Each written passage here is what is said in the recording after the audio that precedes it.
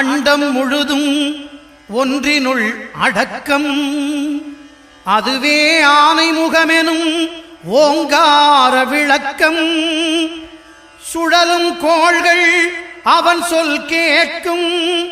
அவனை தொழுதால் போதும் நல்லதே நடக்கும். ஆனைமுகனை தொழுதால் நவக்கிரகங்களும் மகிழும். நல்லதே நடக்கும், நல்லதே நடக்கும்.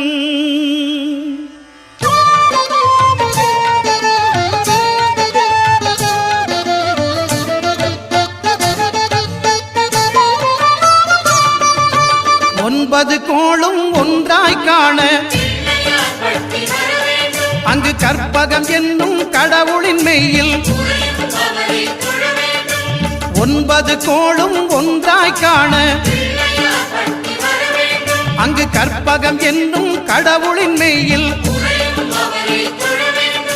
சூரியன் முதலாய் 9 கிரகமும் பலவித குணங்களை கொண்டிருக்கும். எங்கள் கற்பக தருவில் அவை வரும்போது ஒன்றாய் சேர்ந்து பலனளிக்கும்.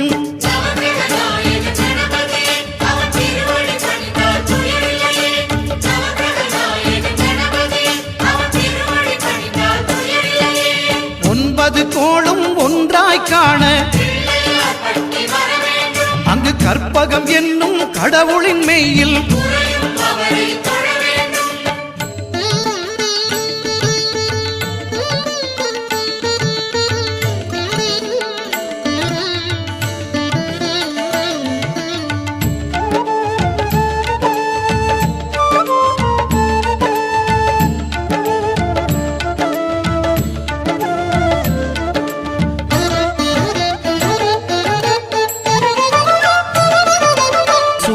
பகவான் ஒளிமுகம் காண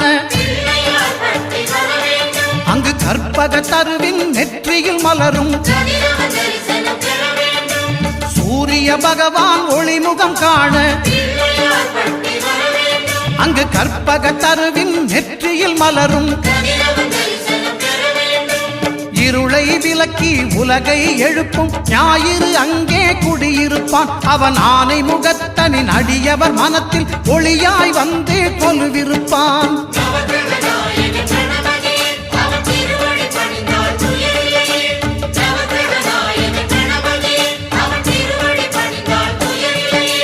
ஒன்பது கோளும் ஒன்றாய் காண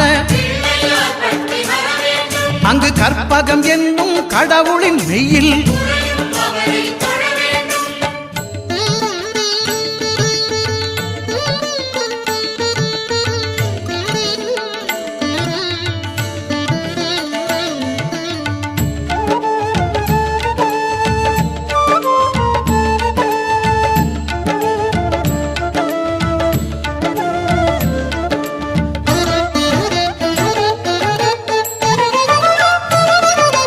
திங்கள் பகவான் திருமுகம் காண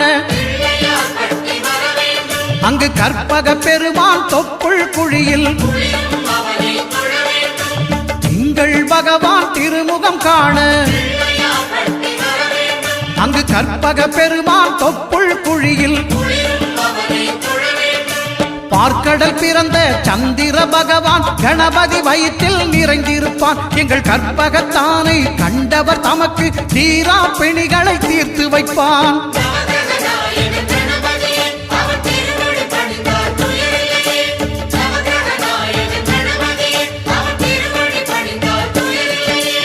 ஒன்பது கோளும் ஒன்றாய் காண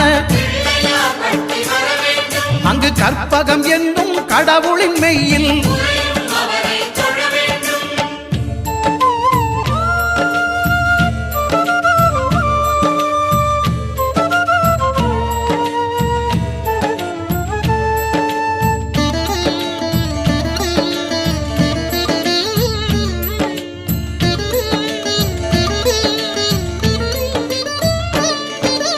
அங்காரகனவன் தங்கும் இடமே